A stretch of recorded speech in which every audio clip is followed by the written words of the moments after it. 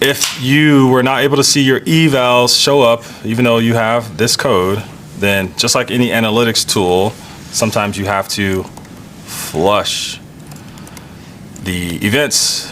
What does that mean? It just means that most analytics telemetry tools batch the calls to the server versus calling them every time you tell them to call. So they like put them in an array, right? And then like on some interval, they'll flush that array of events and send them all at one time. So in this case, it's a race condition. Your process that you ran from the terminal might have ended before Laminar sent those events off. So by calling flush, you're forcing Laminar like, hey, I'm done. So can you send off your events to your server, please? So it's very, very typical for analytics tools to do that.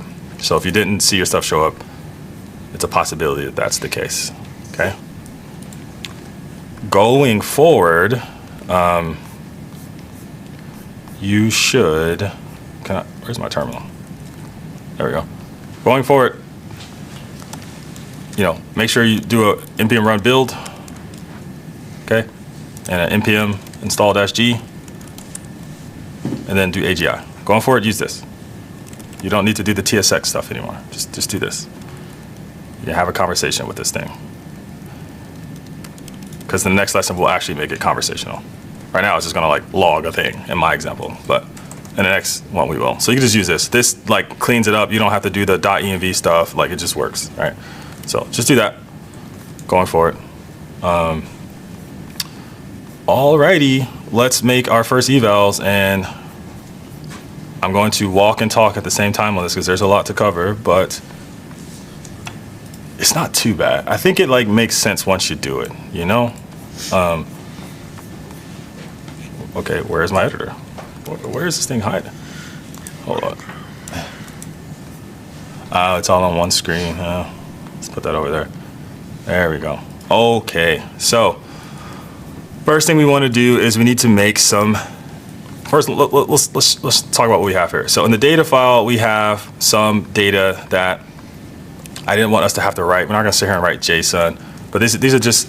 Remember, I said we can make fake data, right? This is data that we make. This is the data that I made. This is the data in my head. I'm like, I think these are the things that I want to eval against, right? Given our agent is going to have file system, web search, a bash tool, a fake version of a code execution, essentially.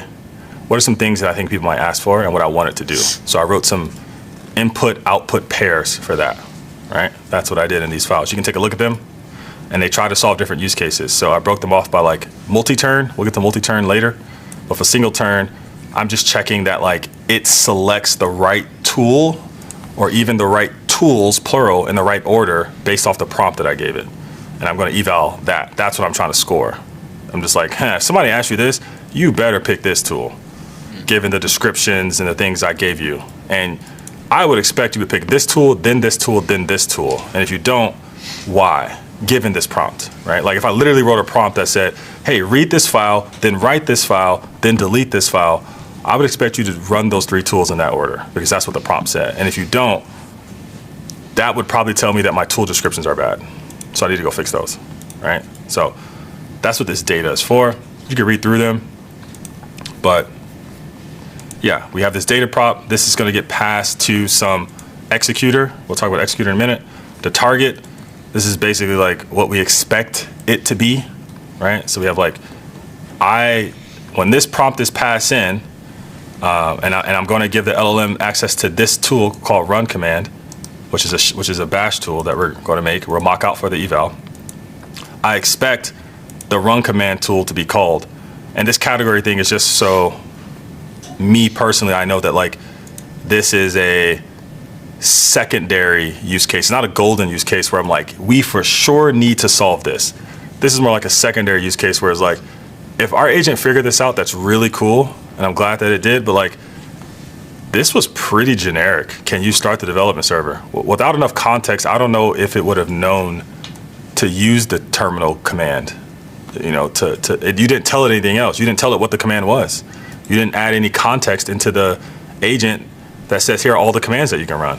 So if it tried to do a terminal thing, sure, but I'm not really expecting it to, so I'm gonna say this is a secondary thing. This is not like a primary use case that I think our agent should solve for. But it's cool to measure to see that our agent is smart enough to handle secondary things. This would indicate that like we might want to build some features around like better context gathering to help with these secondary things. And maybe we can make these secondary things primary things because they're so good at context. It gets complicated, but there we go. Okay, so we want to make some executors. So what is an executor?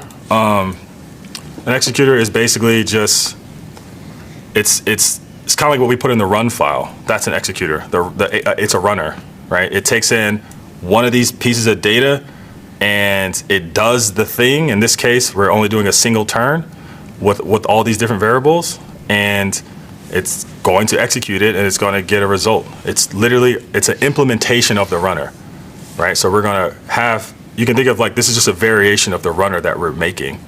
And that runner will change depending on what prompt we give it, what system prompt we give it, what tools we get it access to. It's just a different variation of the runner. That's what an executor is. So I generalized them, and we really only need like 2 of them. We need like a single turn executor. This is an executor we can use for single turn evals. And then we have like a multi-turn executor. This is an executor that we can use on like a full agent task, multiple turns, multiple loops, right? So let's start with the single loop executor. So what we're going to do is go to evals, excuse me. We're going to go to executor. Make sure I have my notes pulled up here. And like I said, it's very similar to the run function, so we need to import a lot of that stuff. We're going to import generate text. We're going to import, let's see, I'm going to import step count is. We're going to use that. Import tool. So because right now we don't have any of these tools, and realistically, you probably don't want to run into these tools in eval, because I'm only evaluating if you pick the right tool. I'm not actually going to execute these tools, so I don't need to import any real tools. That's why we're writing the evals now, even though we don't have any of these tools that we're evaling for. I don't need the tools to be done. I'm just evaling on the descriptions of what the tools will be, and that can help me change them in the future. The tool itself doesn't have to be done. It's like writing it's like TDD, like you're writing a test for a function you haven't made yet. But that doesn't mean you can't write the test for it, because you know what it should do. But in this case, I'm never going to execute the tool. I don't want my eval to have to interact with the file system and be slow. Like that is a unit test that I can write for that execute function. I don't need AI to test that functionality. That's a unit test. Just write unit tests for that code. I just need the AI to be evaled on the thing that's supposed to do, which is like picking the right tool. So in that case, I don't actually need the tool. I just need the things that the AI sees, which is just the description of the tool, right? So we're just going to mock those out, if that makes sense. Right, so we got that, and then I'm just going to import this type right here called tool set, like this, and this is from AI. The next thing we want to do is just import openai from, you don't even have so many things called open. There we go, from there, and then Zod from Zod, Z from Zod. Cool. So we already have these types. I'm just going to move them down here. I don't know why I had them up there. There we go. These are just types that are going to help us. And the first thing we're going to do is just make these mocked out tool definitions, right? We've already made a tool before, right? We had a date time. We know that there's a description, right? There's a schema. There's a function that runs. This is a tool definition, right? We just need to make some fake ones. These are not the real ones we're going to use, but they represent the descriptions that we want to eval that we might use if the evals are good, right? Depending on what our strategy is. Is it hill climbing? So we always start with this, or is it like starting with some data from somewhere, right? But this is where we start, right? So in that case, I'm going to say tool definitions. This is just some mock stuff here, and I'm just going to make this an object. The tools that we're going to need are going to be read file. We're going to have that. We're also going to have like pretty much anything like related to file system stuff. So we got read file, write file, list files, I believe is what we're going to have. We're going to have delete file. And then what else do we have here? Oh yeah, and then we're going to have run command, which is like run the shell command, run the bash script, whatever, right? So we're gonna mock all these out. We're gonna make these, right? But they just need what the tool function will take in, right? In this case, a description and an input schema. The execute is always optional. You don't even have to pass this in. You don't need that. It's always optional. Okay, so for read file, let's give it a description. So what would you tell the LLM about this tool to help it select this tool, right? So I would say read the contents of a file. That's it. I think in the notes I have, read the contents of a file at the specified path. Sure, let's do that. Because you got to pass in a path, sure. But that's also room for improvement. So we got the description there, right? And then we got the parameters. This will just be a Zod schema, just like you would with the input. And then you probably already guessed it based off the description. It's going to take in a path, which is going to be a string. And then I can give this a description of being like the path to the file that you want to read. I think it's describe, maybe. Is it describe? Yeah, there we go. So that's our mocked tool definition, right? We do the same thing for the other ones. So I'm just going to copy that, write file. Same thing. You don't have to put what I'm putting. You can put whatever you want. It's your eval. But write file, I'm going to say write content to the file at write. I'll say write given content to the file at the given path. All right, and I'll say path, the path of the file you want to write to, and then I'll say, what's this second one that this thing takes? Oh, content. And I'll say this is also a string.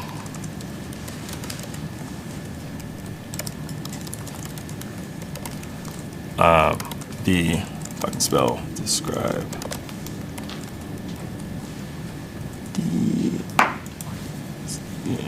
Oh, I'm tripping. There we go. The content you want to write to the file. Right? List files, very similar.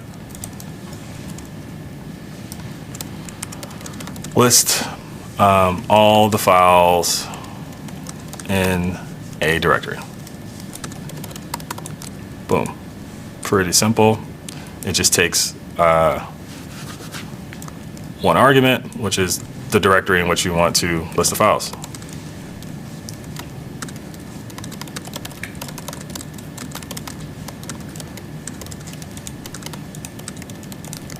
Boom.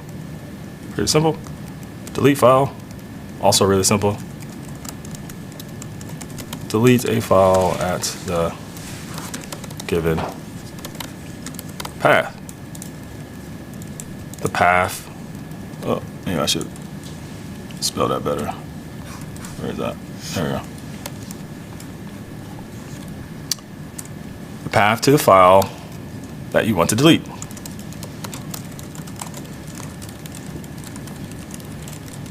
Pretty easy.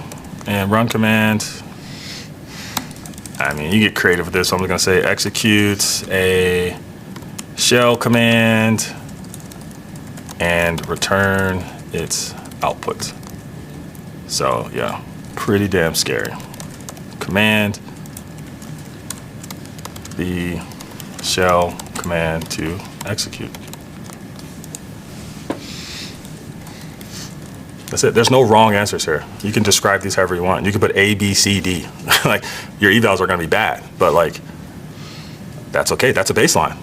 You know, you'll get a raise if you show that, hey, your evals went from this to this, right? So might be a good strategy to start off that way, actually.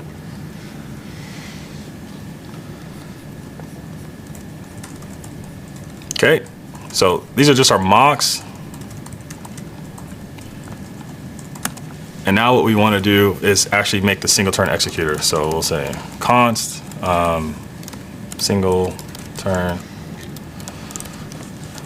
executor is an async function. Again, this is very similar to the run function, except it's going to take in that data object, which is going to be the eval data type. And remember, that's one of these. This is going to take in like one of these.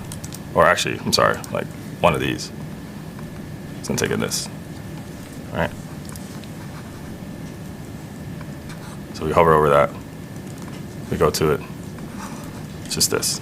So it's like a prompt, optional system prompt, some tools, optional config for the model. Right? Just like all the things you might want to change across some experiment, given the simple nature of our system. If you had a more advanced system, you would have more things you would want to change there, and or you have to go make an evaluator for every single variation.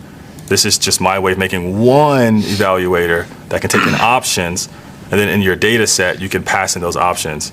But that also makes it hard to pass in live data because the live data wouldn't have those options. So there's trade-offs. For a live eval, this probably wouldn't work because the live data wouldn't have, oh yeah, this is a negative one or a golden one, and then here's the model to use. Like, it wouldn't have all that, you know, because none of that stuff is in the wild. This is stuff that I put there. This is human annotated. So that's what's like, you might have a human pass over the data when it's coming in live before it goes to an eval.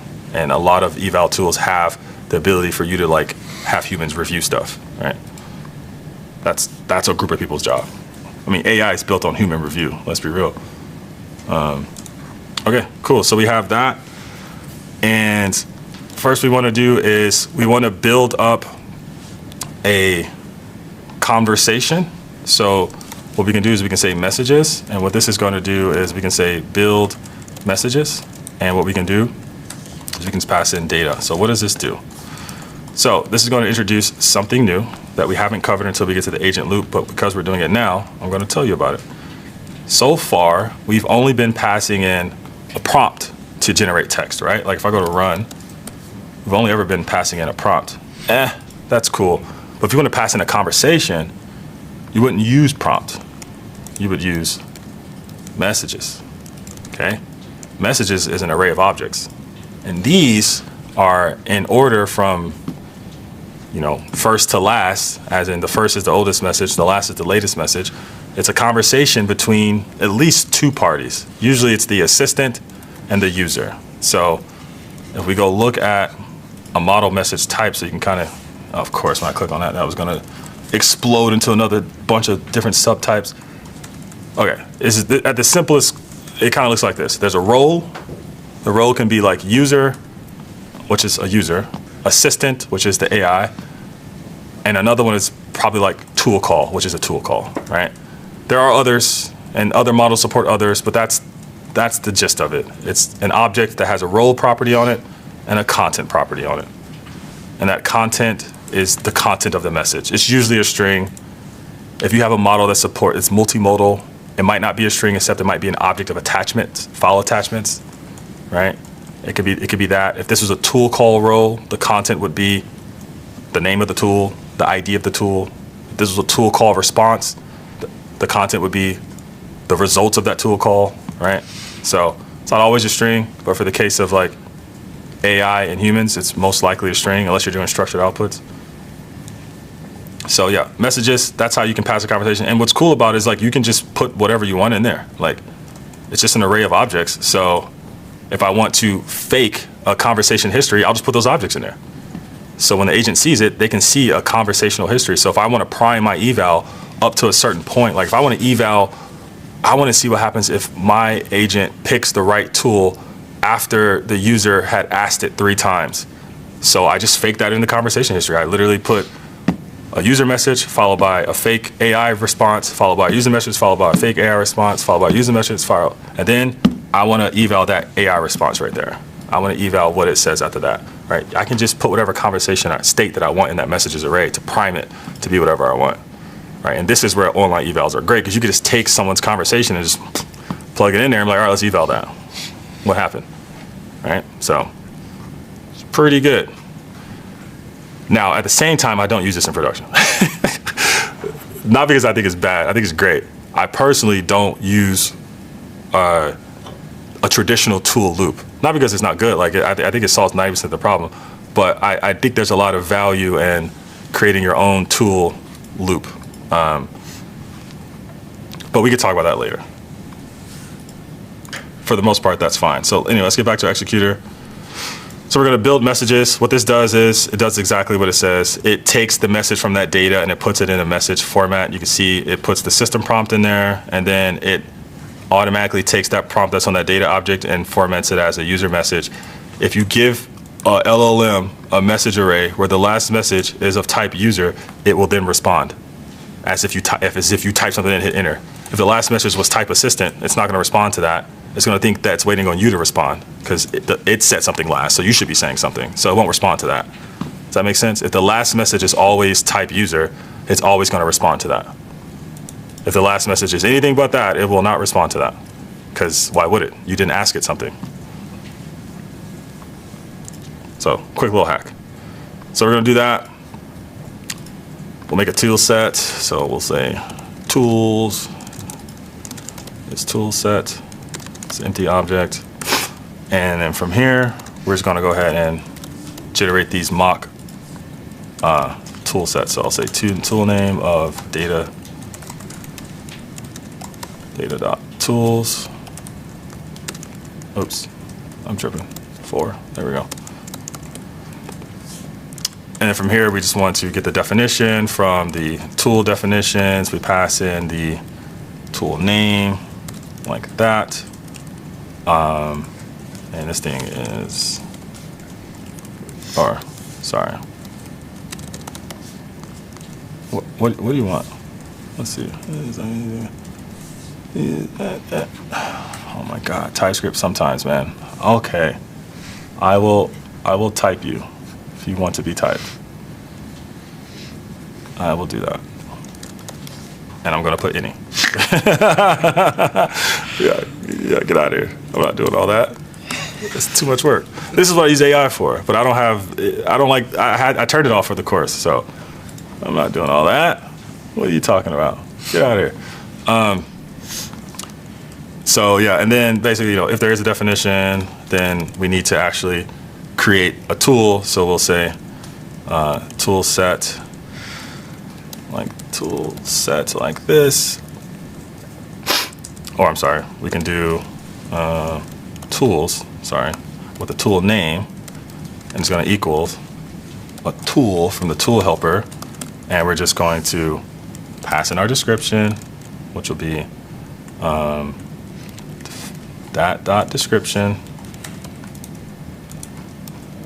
Yep.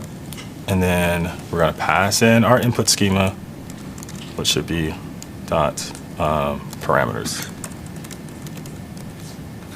Is that what I called it? Yeah, parameters. Cool. So we're just dynamically making tools based off those things. Nothing new. Like we've seen this before. Like you could put an execute function, right? But we don't need that. Okay. And then we're gonna generate some text. So we'll say text, or I guess in this case we want tool calls, since we're testing tool calls. So tool calls equals await generate this text here. We want to pass in a model. This is where you could just have evals that just try out different models, because you're like, we're comfortable with what we're doing, but some new thing came out, so let's test this new model. You could do that, but I have it set to where the data itself can supply the model if it wants, so you can pass that in, or we can just default to something. I'll just default to mini, like that. You can just do that. Pass in the messages array, right? Pass in our tools that we just made. I'm going to say stop when, and then I'll say step count 1, just to force it, even though I think explicitly it already does this, but I don't know, just going to force it. And because I'm using 5 mini, which I think doesn't do temperature. Oh no, this will break on this model because it won't break. I think you'll get a warning from the AI SDK saying like you can't do temperature on a reasoning model, and 5 is a reasoning model. So instead, what I'll do is I'll just say, if you did supply the temperature and you added the model, then like you kind of already know what you're doing. But otherwise, put undefined. So I put undefined, and this whole field just gets omitted in the API call. So OpenAI never sees it in the first place, right? When you JSON stringify an object, anything with undefined gets omitted. So that will get emitted over the wire in HTTP. So then I get my tool calls, which would be, let's say, calls equals tool calls.map. We want to get all these tool calls like this. And we're just going to convert them to something like this that says like tool name is tc.toolname, and then args, let's say args in tc. If there is, give me them args in the tool count. Otherwise, just give me a blank object. Cool. And then what we want to do is we'll get the names, tool names equals tool calls dot map. Get our tool call, and then we'll just get the tool call dot tool name like that. And we just want to return this really cool object that just has our tool calls, tool names, and our basically, I'll talk about this in a minute, but basically, did you select, were any tool selected, true or false, essentially? So tool names dot length greater than 0, because if there is tool names in here, that means you picked the tool. So I just want to know quickly, did you pick a tool, yes or no? Because that's something I can quickly score on. It's just a little helper method here. So there's really nothing crazy here. It's just some meta code around the run function. We just made it more dynamic. I'm not really doing anything crazy here. It's just a dynamic run function that takes in some objects, right? So we got that. Now, what we want to do is we need to make some evaluators. So I already have one evaluator in here, and an evaluator is essentially, it's like an assertion, right? It is like the test that you would think of. It's the thing that turns the quantitative or the qualitative thing to quantitative thing, right? So this thing would look at the output of something and the expected output of something, and it would try to like give it a score. That's what it's trying to do, right? So how do we do that? Well, because tool calls themselves are structured outputs, because when the LLM says call this tool, it always spits back a JSON object. If it's a JSON object, then we can write code against that. That is deterministic. It's not spitting out a string. It's spitting out a JSON object, or more technically, an array of JSON objects that say, here are all the tools I want you to call.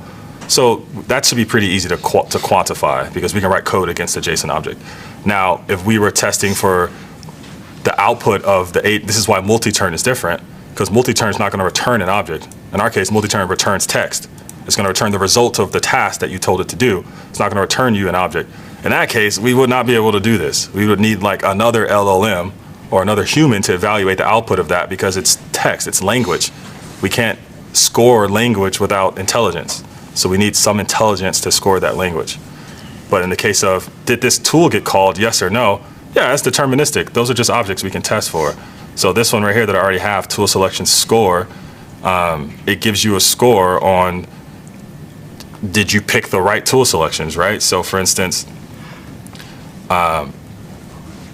I look at the expected tools that I said that this piece of data should have, right? For instance, if I go here and this data, right, I can say the expected tools is just this run command, right? So I look at that.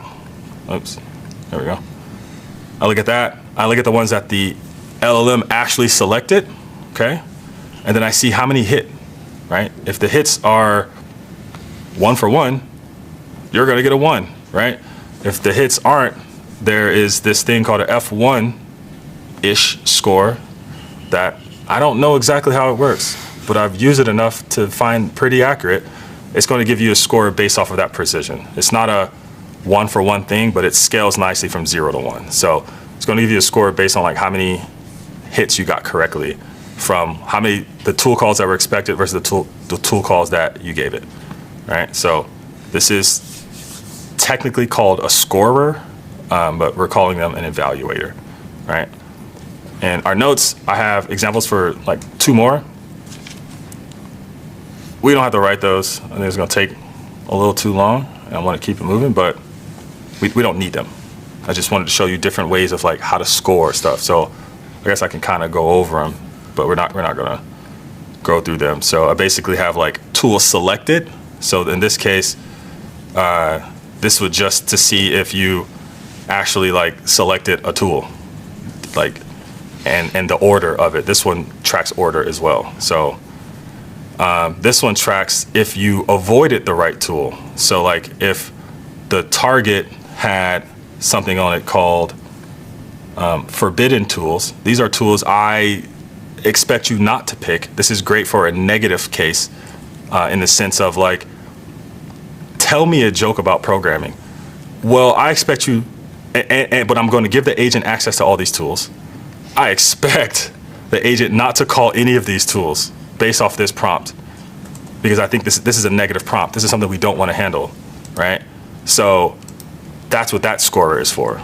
That scorer is checking like, okay, out of all the prompts that you told it should not have, or all the tools you said it should not have selected, match it with the tools that it did select. If any one of those is selected, it's a fail. It's a 0. It's a 0 or a 1. There's no, F1-ish score here. If you selected any tool that I told you not to select, you fail. That's an immediate 0. Does that make sense? Like, it's pretty simple. It's 3 lines of code. It's nothing crazy. As you can see, you can get really creative with these scores. And this is just scratching the surface. And this is just like single-turn, multi-turn stuff is insane. It's absolutely insane. So again, this is someone's job. So come up with metrics and figure out what matters, create them, update them, figure out interesting ways. As the agent gets more abilities and tools and possibilities, update the scores. Are they still relevant? Are there new ones we need to introduce? It is literally science and art, and like kind of guessing. It's like a lot of this stuff, really. But yeah, those are there. We are not going to write all those. So let's move on to actually writing the eval. So we have the scores, we have the mock data, we have the executors, which are like dynamic runs, right? So now we can put those all together and run an evaluation. So let's do just that. And let's start with the file tools evaluation. So if we go here, we want to make in the evals folder a new file. We'll call it filetools.eval.ts. Blow my nose, sorry.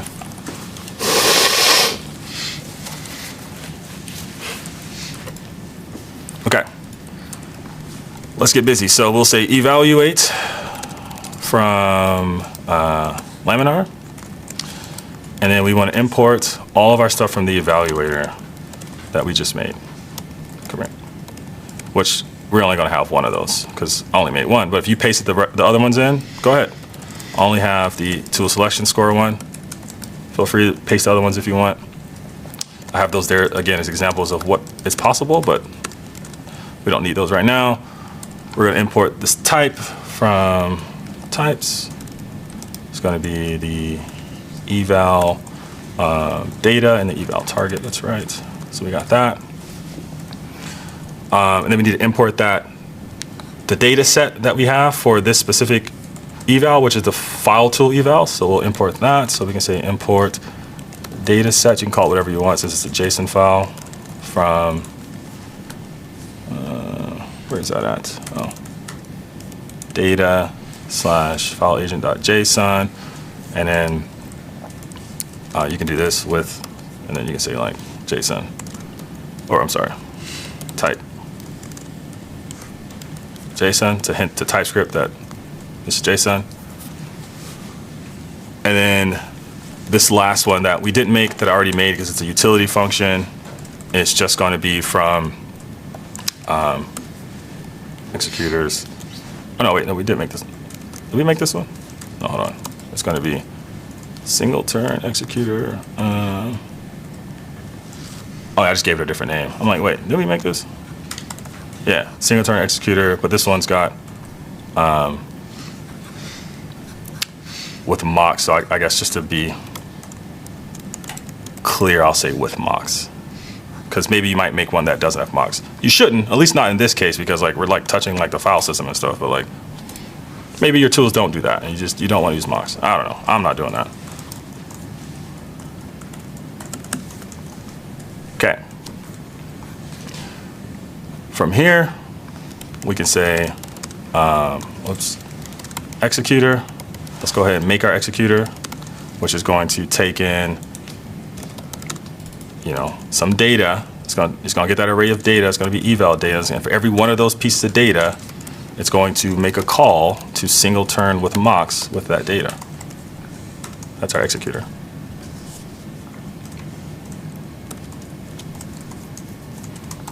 And then from there, we can just call evaluate, like this. You can pass in a name here, so it doesn't make a random name on the dashboard, but you don't have to. First, we're going to say the data set, and I'm just going to say as any, so it can leave me alone. We pass in the executor that we just made, like that. And then we need the evaluators, right? So for the evaluators, like I said, I only made the score one, so you can call it whatever you want. I have this one, we'll call it selection score, right? And like I said, it's going to take the output from the executor. It's going to take the expected output from the data in the JSON file, and it's just going to return the result of us calling, in this case, the total selection score. But first I'm going to say like, hey, if target.category, this is why I like to put the category on some of this data, is like secondary. Target.category secondary. Then I'm just going to return 1, and I'll tell you why in a second. Let me just any that thing. Okay, so I only want to check.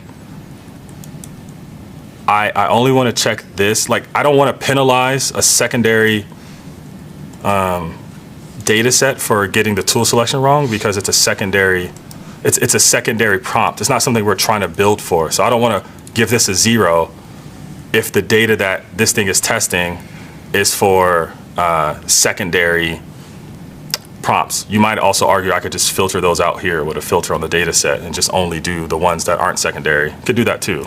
That's totally fine. But I don't want to penalize, like, if you get it right, I guess that's like why I want to keep it. Because like, if you get it right, absolutely, out of 1, that's great. If you get it wrong, don't penalize us, because that's a secondary one anyway. So we didn't expect the agent to solve for that. But if it does, it should be rewarded. But for primary ones or golden use cases where like somebody typed in a very specific thing and we should have figured that out, I want to penalize you if you don't get this tool selection right. Does that make sense? There's like literally no right or wrong way to do this. I can't tell you if I've seen anyone do this. This is just something I made up, right? You just kind of have to figure out, you got to get in there and see what matters. So for me, this would matter is that like, hey, for a primary data set, I'm not giving you no leeway on tool selection.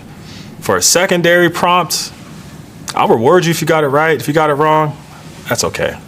I don't really care. I don't want that to mess up my eval scores because something that we aren't solving for wasn't perfect.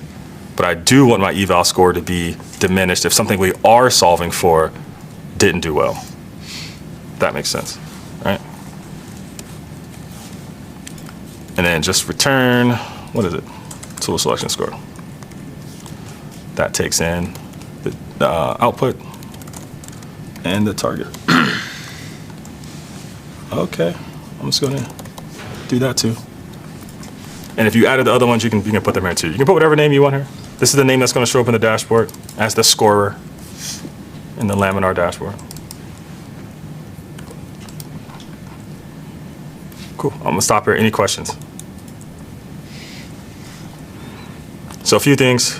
A lot of eval stuff is hyper related to the framework that you're using, but they're all pretty much the same thing.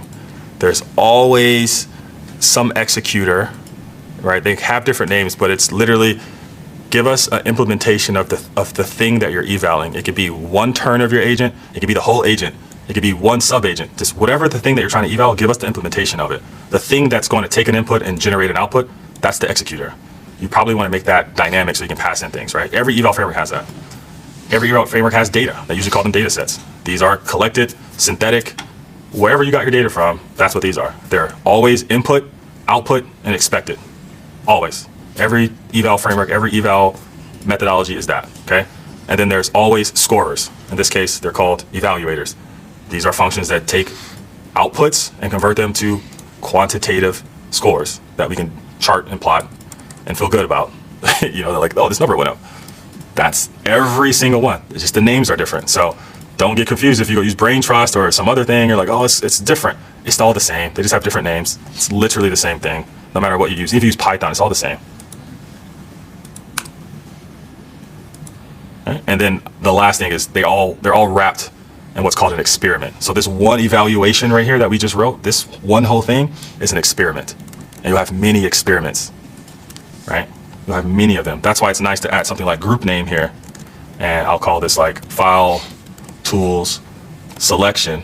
So that way, if I make another experiment, that's another variation of this. But let's say the data is different, or the model that I gave it is different, or the scorers that I gave it is different. I can group them all together to see averages, changes over time. I want to see how much better is this experiment that uses this V2 version of this executor that we built than the previous version that we had last year. I want to compare them. I want to see which one's better. So I put them in the same group name. So when I go look in the dashboard, it'll put them in one place, right? So I can compare them. That's what group name is for. Every framework that I've seen has something like this too. It's not always called group name. It might be called like experiment ID or experiment name or something like that. It's all the same. Any questions? Trust me when I tell you, if you aren't doing evals for at least 40% of the time of agent development, you're not doing it right. This will take up so much time, and it should. This is the process of making an agent. It is this. The other 30% of the time is improving it. So this is better. And then, what's my math? What's that? That's 70 right there. And then, yeah, the remaining time is like, fixing bugs, making tools. Like making tools is easy. It's just functions. It's just code. It's stuff you've always done. It's a tool. It's a function. It's not hard. None of those tools are hard to make. You can npm install a tool. It's done. But it's these things that are hard. These things that are new. We've never had to do this as like traditional software engineers. This is the part that you need to spend your time. And if you're just going off vibes, that's great. No one's going to think it's good. I promise you, because it's going to be bad. I don't care what Google told you about how good Gemini is. That shit is going to be bad. You have to eval it. You can eval it. It's still going to be bad because you have to look at the evals and improve on it. So if you think about what you need in your toolbox in the future, in my opinion, is being able to be creative enough to come up with and define the metrics and the evals that you need for the system that you're building.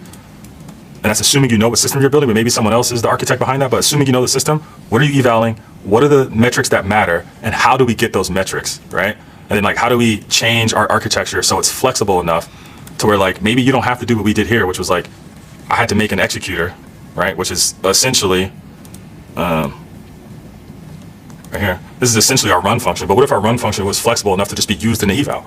How do we do that? How do we have our run function take in arguments to where like it can run in production, but it can also just run in the eval and it can just turn the tools off and mock them, right? Like, how do we change our architecture so we're not duplicating our code and stuff like that? Because right now this run function is just like super easy. But if it was super complicated, imagine having to replicate that in all your evals. And you want to change a system prompt, you got to go change it everywhere now. Like, it's insane, right? So that, and then the last thing you need in your toolbox is like, what are the techniques that I can lean on to improve the agent system to see these evals increase, right? It's like prompt engineering. That's the one everybody knows. But where? Is it system prompt? Is it tools descriptions? Is it hints from tool calls? Is it, we need some personalization from users? Is it RAG? Like, what is it? That's just prompt engineering. Then it's like fine tuning. Do we need to look into fine tuning now? Is that a thing we need to? Or is it, hey, we're actually really good. We just need a better model. But the trade-off is it might be slower and more expensive. And the token window is smaller. What does that do? Like, you just need to know all the different things in your tool box that you can like pull out to run experiments to see the number go up. You just put on a lab coat, you're gonna be doing science all day. That's all you're gonna be doing.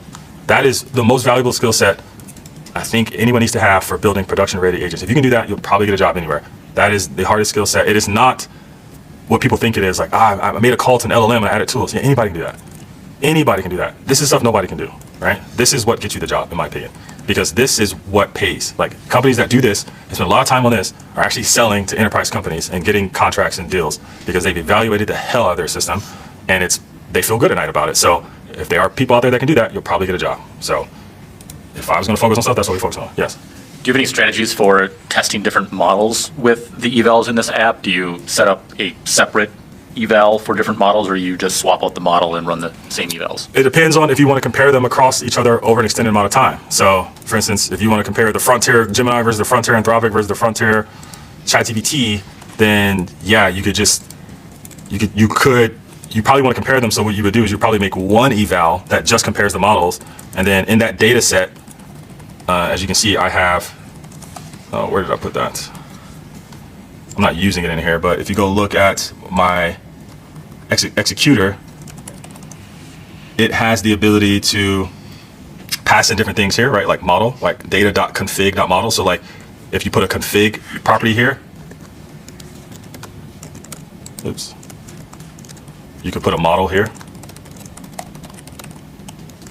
all right? You put whatever model you want here. So I would have data that is like all the same data, but only the models are different. And I'll put that in one evaluation. So when I go look at it in a chart, I can plot the same inputs, outputs, and the expectations, but the only thing that changed was the model. And then I'll just do that for every Frontier model. And then when a new model comes out for that provider, I'll update it to that Frontier and I'll see what happens, right? And then that way I can track it over time. You can also make your own benchmark. I think that's probably a better use case. I think tracking the model is like great for something like this, but depending on your system, you probably wanted to like do a full benchmark of like create a fake environment in which your agent will run in. Like what does your agent have access to? Fake that. Like in our case, our agent has access to essentially a computer. So throw this agent in a sandbox and give it an input and see, and then inspect the environment. And based on that inspection, you can give it a score, right? You can like, we gave it these tasks, but it's like giving an agent a take-home test, really. It's like you put it in the environment and then you say, here's a bunch of tasks or one big task.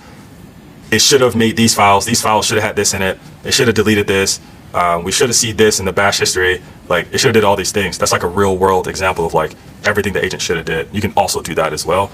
And I think that's the future of evaluations. I call those simulations. Those are like the next level of evaluations, just like simulating what an agent can do. And then how do you quantify that? That's a lot harder to do because not all environments are, not every environment is under your control. You might be talking to third-party APIs that, rate limit and break and cost money and stuff like that. So it's like, it's kind of weird. But in our case, we could do it. We could just spin up a VM somewhere and do it. So, yeah. Any other questions? So when you're running these tests, you're running a certain number of them. Like, how do you think about the sample size for your testing? The more, the better, right? That's a great question. I think the answer is there's no limit. There's no cap. You want to do as much as you can. It's more about the quality than it is the quantity, I think. I do think there's a threshold on like how much you need to be useful, but that really also depends on the scope of your agent. Like if your agent can only check weather, then you probably don't need that many pieces of data. But if your agent is like, oh, we can do everything, then like, okay, well, you will never have enough because every time your agent does something new, you got to keep adding new evals, right? Like imagine you had an agent that could allow a user to add MCP servers. So you literally don't know what your agent is going to do because what it can do isn't defined by you. It's defined by the user using the agent when they add tools to it. So you couldn't even write evals for something that doesn't exist yet. So then you now have to write evals against like just basic ability to like select any generic tool or things like that. And in that case, there really isn't a limit on like how much data you can have, but you probably want to do enough to feel comfortable that like we've thrown enough of stuff from all over the place that if somebody comes in here and attaches an MCP server, we feel confident that it'll work because we've tested so many different angles of throwing like really good tools to really bad tool descriptions to thousands of tools added to only one tool added to there's 20 tools and 3 of them have the same description. Like we just tried everything and this is where we are. We've handled a lot of this stuff. So at that point, it's just like, what makes you feel good, I guess. And then from there, it's just collecting the data in real time. So therefore, it always grows. And at some point, you'll start to like sampling that data because it's too much. You can't train on all of it, right? So there isn't a point where you would necessarily think about using statistics to guide what you're doing just to manage cost and time?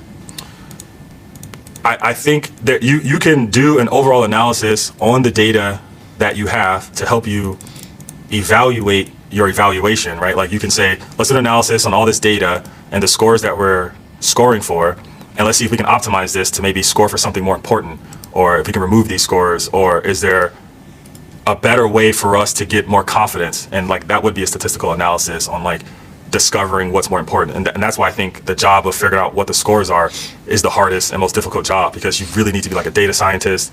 You just got to know how to use data very well, and like it's got to be like your language, because coming up with that type of stuff is beyond me. Like I just couldn't do it. But the answer is yes. I wouldn't even know where to start with that. Yeah. Any other questions? No. All right. I do have one here for shell stuff, but it's mostly all the same. We don't need to write that. Let's just run the eval. So to run the eval, if you have everything set up, can we get, thank you. Go to package JSON. You'll see a couple eval commands in here. You'll see eval, which just runs all evals. And we have like specific evals for specific ones. I don't know if these are going to work. I actually just wrote these assuming that's how that works. Now I'm thinking about it, I never tested that. So just run this one. Just run that one. And if that doesn't work, let me know. So we can just do npm run. Oops. What is it? Why when I switch over, you don't want to go over? Oh, because there's a setting panels open. I'm like, what are you doing? Okay. npm run eval. Cool. And if your stuff is set up right, it's saying out of 9 because that's how many pieces of data I had in that array. There were 9 samples. So each sample is being ran through this evaluation, right? So for every sample you have in this data set, this will be ran once. So if I have 100,000 samples, this will be ran 100,000 times. Does that make sense? Okay, so there it is. Boom, I have an average selection score, and it averages them out. I have an average selection score of 88%. It's pretty damn good, I would say. So now we can click this link, and we can go. Why did it open up over here? Hold on. Let me try to bring it over here. Hold on. Also looks like my laminar thing just died. Let me just. I was talking so good about you. Like, why you gonna do me like that? Let's go to evaluations. See if it actually ran it. Yeah, it did run it. I don't know why the dashboard crashed, but there it is. Here's my evaluation. Let's dig into this a little more. There we go. So the reason you see these other ones, because I was running it earlier with those scores. If you didn't add those other scores, you won't see these. You'd only see the score that you added. In my example that you just saw me live code, I only have selection score. I don't have tools avoided and tools selected. I already ran this for like the last week. So that's why you see those here. You will not see those here, okay? Unless you added them, because I didn't just live. So let me clarify that. And these names, like I said, if you don't give it a name, it will generate a name for, I guess you could think of this as like, I think of it as like the experiment version, right? Like I like to say like, this is, V1, V2, V3, or I think it's real. I think what you should do, in my opinion, let me see, do they have a description? I don't think they have let me see. Before I say this, let me see if they have a description. I don't think they have a description. Yeah, so I think what you want to do here is what I typically do on the name is I put like the things that I changed since the last version, right? So like, what did I change on this experiment versus the last time I ran this, right? Because typically you make changes, you run it, you make changes, you run it, right? Or you might just run it, and then average all those out. Those are called samples, I guess. I don't know how to change that in Laminar, but most other eval tools allow you to like turn up how many runs you want to do. So even though I have 9 data points, run each one data point 10 times. So that'd be 90 points that I want you to run. So you could typically do that. But anyway, name, you can come up with a name, but typically this is where I would just describe the changes that I made. So like if the only thing I changed from this version to this version was like updated system prompt to include instructions on picking files better. That's what I would put in the name. You can also just give it a name and then, I don't know, map those names to somewhere in your code that has a description. So you can go see like, oh, what was this? What was the change? You can think it was like a commit message, I guess, right? It's kind of like that. It's like, what is the thing that you changed, right? So that's kind of how I think about it. Here are all the scores. You can see, at least in this is the average. So, and okay, that's an ugly looking graph. Let's go to Let's go to P90. That's the one that really matters. So you can see right here, like my P90 for selection score is 90, right? So like, I'm sorry, 1. So I've had, and let's go look at it right here if I click on this. If I go click on it, I can go see all the individual runs. So 0 through 8, so all 9 runs. I can see the data that was passed into it, right? The trace all the way down. So I can see, okay, here is how the agent responded. It responded with a list of tool calls, which I expected. It responded with, hey, I want to read the file. I want to read the package JSON, okay? And I expected it to call the read file. This is a golden category, so I'm very strict about it. And the prompt was, can you read the contents of the package JSON? And I'm going to give you all these tools, read, write, list, and delete. I expect you to call a read file. And guess what? It did. That's exactly what it did. So that's why this one scored a 1. Can you go away? Let's see. Yeah, this one scored a 1. Perfect. It did exactly what I wanted to do. Let's go look at one that scored a 0. So if we go to this one, because I think it's the only one that didn't get a 1, because we're still at 80.89%. So if I go look at this one that scored a 0, aha. Let's see what happened here. Did I mess up the eval, or is our agent really bad? So I can go look at this and I can be like, oh, this one did no tool calls. I expected it to call delete file. It is a golden path, so I'm very strict about this. So like, our users are, whatever prompt I put in here, so remove the old backup txt file, our users are saying that a lot, because I said this is golden. This is a direct path. People use this a lot. And it didn't call the thing, Even though, and I'm looking, I'm like, well, I did everything right. I expected to call delete file. Category is golden. I gave it these tools. It didn't call it though, right? So this is where you would go and be like, there's something wrong with the delete file description. We need to test this, right? So what I would go do is then I would go make some changes I would make a hypothesis. I'm like, I think we can probably improve on the delete file description, because that's the only input that it has in this evaluation. I only gave it a description of the delete file, and I gave it the arguments for the delete file and the descriptions for those arguments. That's all I gave it, right? And I guess I gave it a system prompt too. So I would want to probably change one or two or three of those things. So I would take a guess based off my experience and what I've seen change, based on what I've researched. I want to do a small incremental change, and I want to change the prompt to see if I can get this to be included, right? And this is assuming I actually set this test up right, because like I might look here and find out that like, oh, I forgot to add the delete file to the list of available tools, so that's why I didn't pick it. That was my mistake. I need to go fix that evaluation, right? But from what I'm seeing, I don't think that's the case. Let me verify, because there's this other thing here called tool names, and I'm like, wait, tool calls, tool names, write file. Oh no, this is just the ones that I selected. Yeah. So yeah, I did all the right things. It just didn't do it right. And this is where you can get really, really meta, right? If you're like, I'm just trying to figure out why that might be the case. You can take all of this, right? You can point Claude at your executor. You can give it this, and you can be like, why didn't it pick the right tool? And it can give you ideas on why it didn't pick the right tool and how you might better adjust that. And that's a good starting point, is to use a bigger model than the one you use to evaluate this, to give you some ideas on how you might improve it. It might not be right, but it definitely give you some ideas. Like, hey, maybe change this, or, oh, I see, maybe you forgot to do this, right? And it's a great starting point. Boom. Make that change, run the evaluation again, see if it goes up. Once you're comfortable with it, cool. Commit those changes into GitHub, merge. You just improved the agent. Congrats. Right? Like when I was working on my startup, you could not submit anything to GitHub without an eval or a set of experiments that you ran that shows that there was no drop in quality. If you did, it would not get merged. It wasn't going to happen. It either had to stay consistent or it had to go up. You could not have a drop in quality. Or like, there were some things that we didn't mind if it dropped because those things didn't matter, but there was still a threshold. It was like, oh, it can't drop more than like 2%. It drops more than 2%. Like for instance, we knew that like, if we switched out this better, slower, more expensive model to a slightly less good, but faster and cheaper model, we knew that we were going to see a decrease in this score, because the model quality, the model strength isn't that high, but that's a trade-off. We're trading off speed for quality here, so we're okay with that. So run that a couple times, that's going to be lower, set that as a new baseline, keep it moving, right?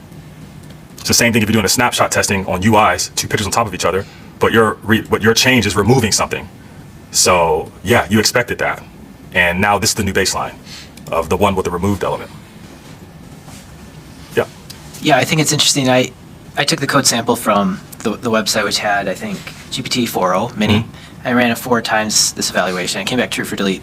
Wow. All times. So That's crazy. It's kind of interesting. Yeah. So like switch model, look at that, so. Exactly. Yeah. And this is where it's like the more sample size, the better. So it's like, how much more do you need to feel confident? Like, I don't know, like you could be mathematical about it. You'd be like, well, on average we get X amount of user inputs a day. So we could have a data set that is at least half of that rate.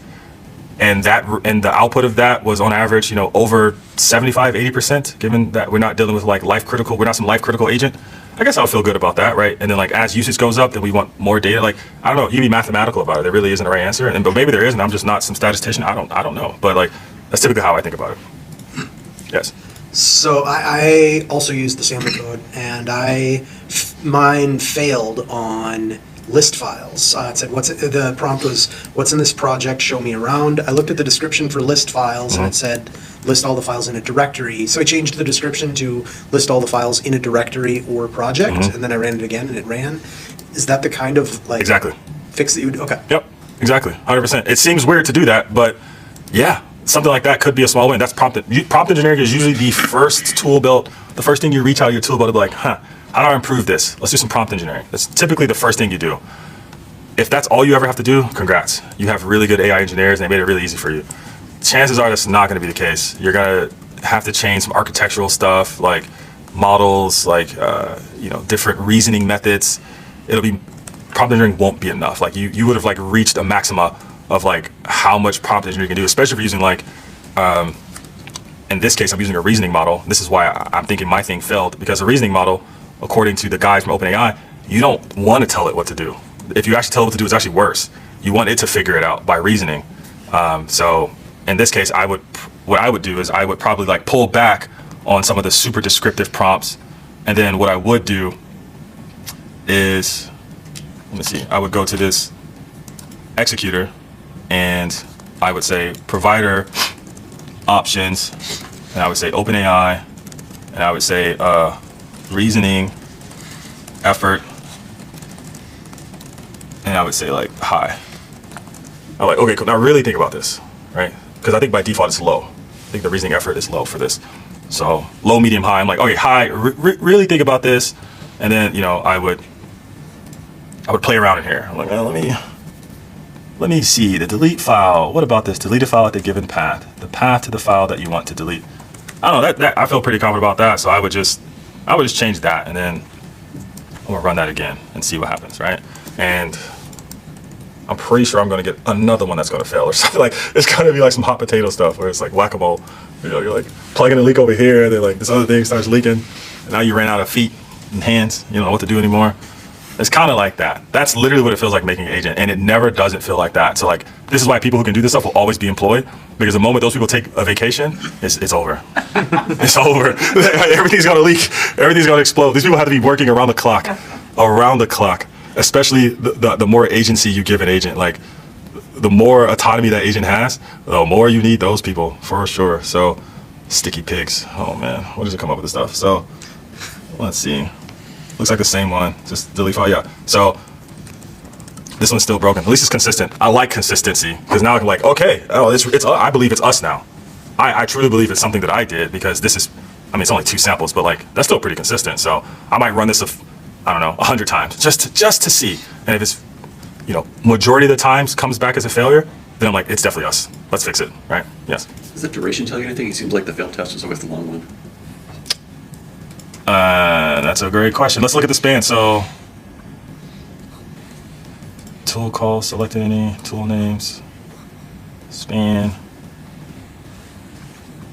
I was hoping that if it errored out, it might say something, but yeah, I think I was looking for errors, but I think if it errored out, it would put here. But duration, that is a good point. It shouldn't, because all these things run in parallel. They don't run after each other. They run in parallel, but this one is, wait, let me see. Oh, this one took 31 seconds, yeah. So it did take a long time though, but like it should have figured it out, honestly. But at least now I know that like I feel good that like this was us. Remove the old backup file. So let's say this. What if I say, let's do something stupid, right? What if I go ahead and say, let's go to the data. Let's look for remove. Delete. the old backup txt file, right? Because in our tool description, we use the word delete. We don't use the word remove. So I'm gonna change one of these. I'm gonna change the prompt to say delete. Seeing how it's a golden data set, let's be very specific. Whereas remove might be too finicky, and that should be considered a secondary one. Who knows, given the model that we're using. I don't know. So let's run that again. You will be doing this, what I'm doing, all day. This is what you'll be doing. In a more sophisticated way, for sure. Like, you can automate a lot of this stuff. But yeah, this is AI engineering 101. There's the infrastructure side too, which I love, and I think it's really cool. But none of that means anything without this. Like, I don't care what your infrastructure is doing and how cool your microservices are serving. If this shit ain't good, it ain't good. Look, it's still bad. So at least it's consistent though. I like that. So we can go back and go back to our evaluations, press and screw. Where do they come up with this stuff? And wait, is this a different one? No, it's still the same one. So yeah, something about this one it doesn't like. So we would have to, oh wait, what's this? It said list files. So it did do something different this time.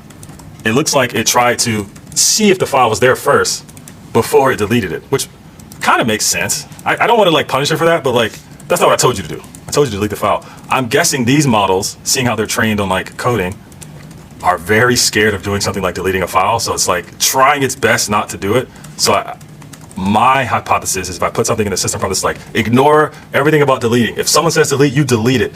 Don't worry about deleting something. There's another system that asks for approvals first. You don't need to worry about it. They will be prompted before they delete it. Just feel free with suggesting delete and to tell the model that it's okay. I would imagine OpenAI trained this model to be very cautious of destructive things like this. This is like asking the model to like make me a bomb. Like it's like approaching that. That's my hypothesis. Yeah, Christopher in the chat says they added, if the user asks you to perform a file operation, read, write, list, delete, you should use the appropriate tool to do so. Yep, exactly. And that helped make it work for them. Yep. So you would never know that if you didn't eval. So you got to eval this stuff. You know what I mean? So cool. Any questions? Yes. Where are those questions? Are those questions coming from Laminar? They're in eval's data folder. In the evals data. Okay. Yep. There's 3 JSON files in there. The one that we're using is file tools JSON. Nice. Yep. And add more in here. Like, I mean, you could feed this to Claude and like make some more. Really confuse this thing, right? And just go crazy. Like, this is a playground for you all to like experiment with experiments on an agent. Give it some tools. Go crazy. Make some evals. And honestly, evaluating LLMs, you learn so much about like how they behave, like and what they do, and like like I could look at the output of like a Gemini or a Claude or a GPT and tell you exactly which model it came from most of the time because I've just evaled them so many times. Like that just sounds like something Claude would say. Like Claude's like such a kiss ass. Like that's Claude. I can tell. Like I know it. I've seen that before. Oh, that's ChatGPT. They use way too many hyphens. Way too many hyphens. That's definitely ChatGPT. Bullet points and hyphens. That's definitely ChatGPT. So you just know. But yeah, any other questions? No?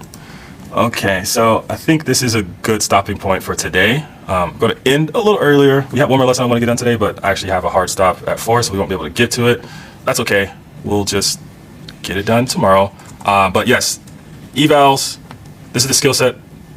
Please listen, like, you got to learn this stuff. This is going to be the future. Like, if you want a, like, 300K, 400K job without becoming an AI researcher or scientist, this is the stuff, right? You go work at any company building agent, which is gonna be every company, this is the stuff. So trust me on that. Other than that, yeah, I had more examples in the code of like the shell tool evals. Feel free to like add those, implement those if you want. It's just more of the same. There's no new things in there. It's just more of the same. That's why I didn't feel obligated to do it. Don't do the multi-turn stuff. Don't touch that. That's going to be different. I gotta walk you through that. That's actually quite complicated. This is nothing compared to that. Okay, so we're gonna walk through that, and then we'll get to the agent loop because right now our AGI is not very AGI. Like it doesn't do anything. It doesn't even like respond back here. So it just says done, at least on mine. So we will do an agent loop and make this conversational. It's the same thing you would do when in the generate text where you say step and then give it a count and it does it internally. We're gonna do that manually. We're gonna make that loop manually, right? We're gonna handle tool calls ourselves manually. We'll do approvals, so you have to approve a tool before it does a thing. And we'll do streaming. Right now we've just been generating a text where we just wait for the whole output to show up and it just jump scares you. We're gonna stream the text token by token instead, which does complicate stuff, but it's like kind of a necessary evil in my opinion. You really need to stream stuff, like it's just a better experience. So that's what we'll do in the next lesson. So I think we'll stop here. Yep, question. You mentioned evals as being one of these like core strengths for humans. It seems like an obvious case to try and automate it. Do you see like not enough investment to fix that problem or solve that problem, or are you seeing that the investments that are happening, they're just not productive? It's just too hard to solve automating the evals. I think, it's like this. If anything, the only people that can automate stuff are people that can do it very well, right? Or at least they have to help the people who can automate stuff. You need a subject matter expert. There just aren't a lot of SMEs that know this stuff very well, so it's very hard to automate. Like, I can automate my bespoke eval process for the agent that I built because it's my process and I'm the expert of that process. But I probably couldn't automate something, generally speaking, for everybody who wanted to do something. I just don't know enough. And even my automation is probably not optimized because it's limited by what I know about evals at the time. And there's probably room to grow there. I'm not like a statistician. So yes, it can be automated. And to some degree, when we get into the multi-turn evals, you'll see we'll use LLM as a judge, as a scorer, where the LLM will look at the output and give us a number between like 1 and 10, and then we can get a score from that. So I guess kind of it's automated, but not really. I mean, It's almost like a GAN. Yeah. It's because it's like, even, do you eval that thing? Do you eval the judges? So it's like, and then we do eval so it's like, at some point, where does this happen, right? At the end of the day, it all goes to humans. At the end of the day, there's a subject matter expert that's like, all right, let me help you out with these evals. Let me help you automate that. There's just no way around it. It's just never going to happen. So that's what I've seen in a lot of the companies that I invested in. That's where they struggled. They were like, we need help with evals. And like everything came back to like, all right, let's go hire like 30 experts and have them sit down and go through all the data that you have and label this and just pay them whatever they need for a few weeks to do that. And that's all they did. And the evals were great. They were amazing. The product was so much better. They knew exactly what to do. It was so good. But anything before that where they were trying to eval it themselves, they were not the subject matter experts. They knew how to make the agent, but they didn't know. It's like if you had to interview, you're an engineer. Imagine you had to interview someone in an attorney. You know, your company was hiring an attorney, so they sent you to go interview them. You wouldn't even know how to qualify this person as a good attorney or not. But even though you've done interviews and you know how to do interviews and you know how this company works, you don't know anything about this role. So you wouldn't be a good interviewer. So like, even though you can make agents and stuff, and you're really good at that, and you understand how to make evals, you've done them, you don't know a damn thing about what this agent is supposed to do on an expert level. So because of that, humans have to be involved, and those humans have to be experts. Yeah. Any other questions, Jess? This is, so my company has, I don't know if it's an enterprise Copilot license, and one of the things you can do there is, and everybody on our team does, is like you can build an agent with a couple of clicks. It makes a new agent, and you give it a couple of documents, and then you call it a whatever agent. But also I can just click and create it and not add anything. For sure. It seems to work. Yep. So what's like the difference between that and then what we're building here? Is there a difference? I could talk about this so long. The difference between those two things, not a lot, and not because what they built is so sophisticated, but because what we built here is so basic, right? We built something very basic here, but everything starts off very basic. We built bones. These are very strong bones, but without like proper investment in infrastructure, which allows different UX, different strategies around gathering context. Like for instance, you said you can upload a file and do stuff. Okay, they're doing RAG, right? They allow you to like upload a file, and they do like some type of semantic query on that content, maybe like a hybrid search, and they do like a BM25, like text search or something like that, and they do like re-ranking. So like that stuff's not hard. That stuff's been solved already without code. It's like all the startups that did that, I can't believe, they're probably dead now, but like it's not that much difficult. But that's because you would never use those agents for mission critical things, right? Like those are chatbots that you type something in and you wait and you see it respond. You would never just have that thing go off and do something fully autonomous, right? Take the agency slider, turn it all the way up. Not that thing. That thing is not going to be good. It is too generic to be really good at the one thing you want it to be really good at. Somebody has to sit down and eval the hell out of that thing and optimize everything from the types of files that you upload, how it's retrieved, like, the different examples, in the system prompt, few shot, multi-shot, different stuff like that, for it to be somewhat reliable. So the trade-off is that like, it's easy to make because you're going to use it on stuff that it's not going to get you in trouble. It's not going to lose the company money.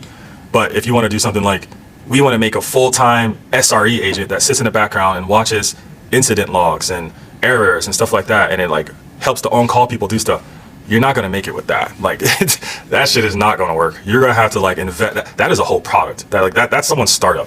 It's just making that, because the amount of this work that's going to go into it and the talent you need on your team that understands like site reliability engineering and that type, like, it's just massive. You just couldn't do it enough. You couldn't just be like, here's all the documentation in the world on being an SRE. Kung fu, go. Like, it's not going to do it, right? It might do it one time, maybe, and it's never going to do it again. So the reason they allow you to do that stuff, because it's okay if that thing doesn't work, because it's cheap, it's easy, it's less, it doesn't have, it's not put in a place of like high criticality, and if it messes up, you can just prompt it again. You're okay with it. So that's why those things are slightly different, but you can build that on top of this for sure. Yeah. Yep. I was wondering on those tools, we're given those little text descriptions, and that, gets vectorized, imagine, or it's doing, the LLM's using that. But on that level, on the reg, like, can we get more sophisticated on what we dump in there? I mean, can we give it a vectorized representation? Like, oh, I ran this, and this is for ChatGPT, so let's give it to try to put more data into the matching process than just text description. For the tool selection? Yeah. There are so many strategies around this. I don't even know where to start. Like, Okay. so one of the things I did at one point, I forgot where I did this, but we had a problem with too many tools. So I did something very similar to what you described, which was like, okay, let's make tool selection dynamic so the agent can install tools, right? So I gave it a toolbox. I gave it 2 tools: search for tool, install tool. Those are the only tools that it had. And then what I had to do was create some system internally in that agent that was really good at taking like a user input and figuring out what tools it would need, and then use this search tool back and forth to like kind of poke and prod at like, oh, okay, I see what tools we have available. It looks like we're going to need this Gmail read tool, this other tool, and this other tool. So it'll return the tool IDs for that. And then the agent would be like, oh, this thing returned all the tool IDs, install these tool IDs. And all it would do is it would go take those tool IDs and save them in the database for that run, right? And then every time it looped, it would look in the database for those IDs, go to the toolbox and grab the tool definitions and add it to the tools object for that run. So they were always there dynamically, and then the agent could use just those tools. And then if it didn't need anymore, it'll just remove it from the database. So that was like one suggestion, and that search was a vector. So it would be a semantic search across the descriptions, but also I would add in examples with the tools of being like, not only is this the description and the inputs and the description of the inputs, but here are some examples that people have said that would make you want to pick this tool, right? I would give you examples, so like the agent can like search across all that and be like, oh, here are the top 5 tools I think you need. So like any given time there's only like 5 tools versus like 50 or something like that, right? So, but there's many ways to do that for sure. Yeah. Cool. Yeah. Any other questions? No? Okay, cool. This has been great. I will see y'all tomorrow. I'll just mention to everyone online to the lesson 4 branch would have the kind of finished code for today, and that's probably where we'll start tomorrow, right? What branch am I on now? I'm on. Like if you're Well, yeah, check out lesson 4. Will have everything we just. Yep. So if you're did. stuck or yours isn't working, you can look at the lesson 4 branch. Yeah, and check out the lesson start from 4. that for tomorrow.